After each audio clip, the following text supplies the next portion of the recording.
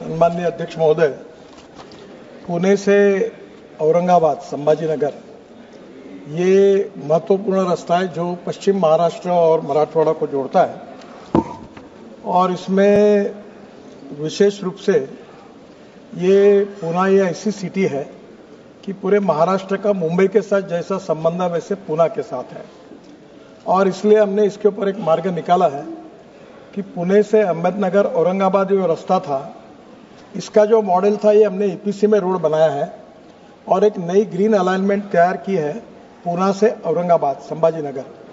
और ये पुराने रोड का टोल जो है वो जो ये काम करेगा उसको हम देंगे, वो उसको मॉनिटाइज करेगा, सिक्योरिटाइज करेगा और उससे लैंड एक्विजिशन करेगा नए एक्सप्रेस हाईवे के लिए और नया हाईवे बनाएगा। तो पुणे से औरंगाबाद ये जो 15,000 करोड़ का नया हाईवे है इसको हमने अलाइनमेंट पक्की की है। मॉडल ये अभिनव मॉडल है जिसमें सरकार का 1 रुपया नहीं लगेगा और महाराष्ट्र सरकार के पीडब्ल्यूडी कॉर्पोरेशन को दिया है, जिससे पुणे से औरंगाबाद जो आज 6-7 घंटे लग रहे हैं वो पुणे से औरंगाबाद संभाजीनगर 2 घंटे में होगा। अब संभाजीनगर आने के बाद परभणी जाने के लिए काफ़ी रोड्स हैं और ट्रैफिक जैसे बढ़ेगा उसमें और आगे जोड़ने की कोशिश करेंगे। कोई रोड बचा है क्या? माननीय सदस्य, आसन्ना सदस्य की जो मांग है कि परभणी से हैदराबाद, परभणी से नांदेड़ और नांदेड़ से हैदराबाद, तो नांदेड़ से हैदराबाद एक कनेक्टिविटी हम कर रहे हैं, इंदौर से हैदराबाद ऐसा हाईवे बना रहे हैं, इसका काम शुरू है और ये हाईवे जो है ये नांदेड़ तक आएगा और नांदेड़ के बाद देगलूर से लेकर आगे वो हैदराबाद तक लेकर जाएंगे। पर जहाँ तक परभणी से नांदेड़ की बात है उसमें ऑलरेडी हाईवे है और ट्रैफिक अगर बढ़ता है तो उस हिसाब से उसका विस्तारीकरण करेंगे। Honourable members supplementary. अध्यक्ष महोदय, मैं मंत्री महोदय से जानना चाहूंगा कि एक शक्तिपीठ मार्ग महाराष्ट्र में होने जा रहा है। ये शक्तिपीठ के मार्ग में बहुत सारे किसानों की जमीनें का हस्तांतरण होने जा रहा है। पहले ही महाराष्ट्र में 3.25 लाख हेक्टेयर जमीन अलग अलग प्रोजेक्ट के लिए ली गई है। उसके बाद में अभी 27,000 हेक्टेयर की जमीन ये अभी लेने जा रहे हैं। 86,000 करोड़ रुपए उसकी लागत है। मैं आपसे माध्यम से पूछना चाहूंगा कि जबकि आपके माध्यम से बहुत सारे रास्ते पूरे क्षेत्र को जाने के लिए अच्छे बने हैं, फिर ये शक्तिपीठ मार्ग बनाकर किसानों की उपजीविका खेती पे है, पूर्वजों से चलते आ रहा है। अगर वो जमीनें अगर जाएंगी तो किसान रास्ते पे आ जाएगा, उसको खाने के लिए मोहताज हो जाएगा। मैं आपके माध्यम से पूछना चाहूंगा कि किसानों की जमीनें न रहते हुए ये शक्तिपीठ मार्ग कैंसिल हो सकता है क्या? सम्माननीय अध्यक्ष महोदय, ये शक्तिपीठ मार्ग जो है ये भारत सरकार नहीं बना रही है। ये प्रोजेक्ट महाराष्ट्र सरकार का है और महाराष्ट्र सरकार की योजना है। अब इसको बनाना नहीं बनाना ये महाराष्ट्र सरकार की भावना है, पर आपने जो भावना व्यक्त की है मैं वो महाराष्ट्र के मुख्यमंत्री तक पहुंचा दूंगा, पर अंतिम का निर्णय उनको ही करना है इसके बारे में क्या करना है। श्री अब्दुल रशीद शेख।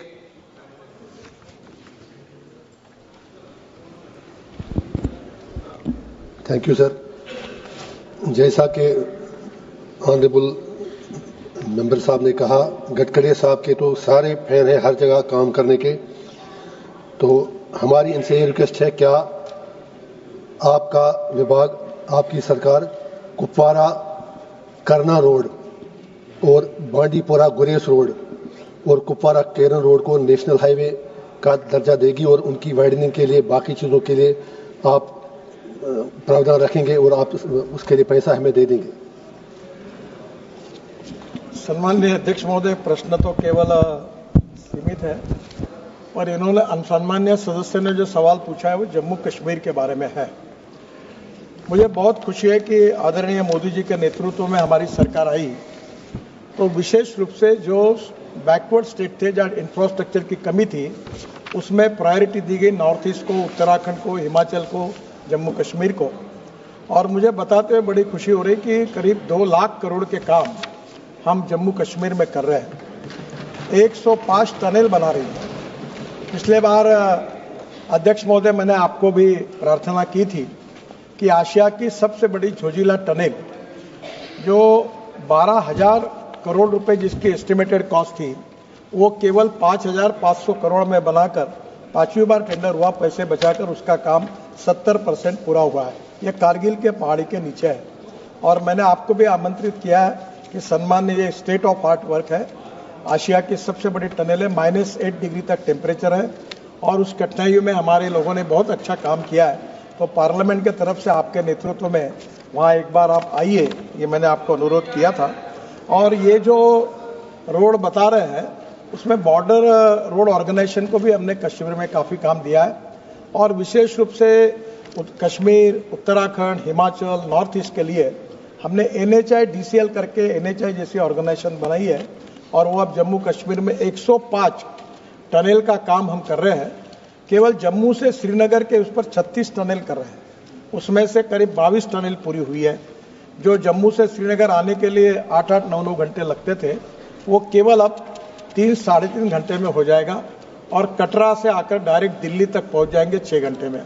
तो मेरा अनुरोध है कि ये रोड अभी फिलहाल तो राष्ट्रीय महामार्ग नहीं है, पर आगे में ये सब काम पूरा होते समय इस बात का भी हम एक बार प्रीफिजिबिलिटी रिपोर्ट करके उसका अध्ययन करके फिर निर्णय करेंगे। श्री अनूप धोत्रे। धन्यवाद स्पीकर साहेब। माननीय नितीशजी, मी आपले आभार मानतो की आपण नेहमी अकोला लोकसभेचं पालकत्व स्वीकारलं आहे आणि 7 नॅशनल हायवे आपण अकोल्यामध्ये दिले आहेत। माझा आपल्याला प्रश्न आहे की जे 10,300 किलोमीटर 2 लेन हायवे महाराष्ट्रामध्ये आहेत त्यात मधले काही 4 लेन करायचा प्रस्ताव आहे का?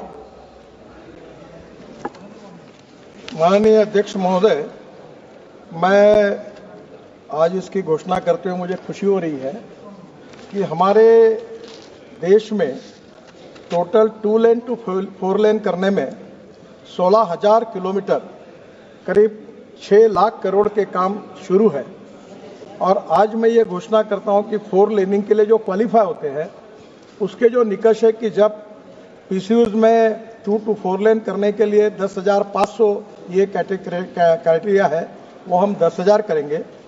4 to 6 लेन को 22,500 PCUs का क्राइटेरिया है, वो 20,000 करेंगे। और 6 लेन टू 8 लेन के लिए जो 34,000 PCUs का क्राइटेरिया है वो 30,000 करेंगे। और आज इस सदन में घोषित करके मुझे खुशी हो रही है कि आने वाले 2 साल में हम करीब 25,000 किलोमीटर 10 लाख करोड़ रुपए के 2 लेन टू 4 लेन रोड को मंजूर कर रहे हैं। इसमें से 3,500 किलोमीटर का DPR बन गया है और अब बाकी का जो DPR है 21,500 किलोमीटर का ये पूरा शुरू करने के आदेश दिए हैं। और 2 साल में एक तो ये काम पूरे होंगे और ये 10 लाख करोड़ के जो प्रोजेक्ट है इसमें काम शुरू हो जाएंगे, जिससे पूरे देश के एक्सीडेंट जो होते हैं ट्रैफिक के कारण उसमें कमी आएगी और ये काम प्रायोरिटी पे हम करेंगे, ऐसा मैं आपको विश्वास देता हूँ। श्री के Suresh. Sir, Honorable Minister has been given reply that the coverage of the NH in the country, but in Kerala is the national highway is very nominal. Total national highways in Kerala is 12, and total coverage of the kilometers 1,858. This is comparatively other states. This figure is very low. So there are number of proposals for declaring new national highway in Kerala. So I would like to ask Honorable Minister through you, sir, whether the Kerala government has also submitted a proposal and also Honorable MPs also submit the proposal to update the national highway. What is? Chairman sir, in Kerala the situation is totally different. The cost of construction with land acquisition coming to 100 crore rupees per kilometer, and the land acquisition cost is 49 to 50 crore rupees per kilometer. Yes, and previously it was promised by the Honorable Chief Minister that we will contribute 50% cost of the land acquisition, and Kerala government contribute 5,000 crore. But after that it seems to be very difficult, because the budget of the state period of Kerala is actually very less. So that's the problem. Then I called the Honorable Chief Minister, we have a discussion, and after that we compromise the problem and we already find out the solution by which in the land acquisition, if the government land is there, the state government will give that land to NHI free of cost. Second thing, the royalty on aggregate sand and stone will be free. And third is the cost of construction where we need cement and steel. There is 18% GST, out of which 9% GST is from the state government. And I request them that you should contribute as your contribution in this. Already Kerala government accepted that, and now we are in position to consider the project. Now the problem is that we are constructing from Trivandrum to Kanyakumari. It's a big project, 4 lane. But same time in Kerala it is very difficult because as far as the urban laws are concerned, the roadside development is everywhere. When any Kerala MP comes to me, he asks me for underpass. Now I am in a position that I am not making road, or I am making the road of underpass. Today I have a meeting with all members of parliament. The people from Kerala, every time every of the members are here, everyone is demanding underpass. It is quite difficult. So still in the situation, it is the duty of the central government and federal character of this country, democratic character, it is the duty that we should not discriminate Kerala. And that's the reason that there is no problem. We actually in Kerala, the total 50,000 crore we have additionally given for the work.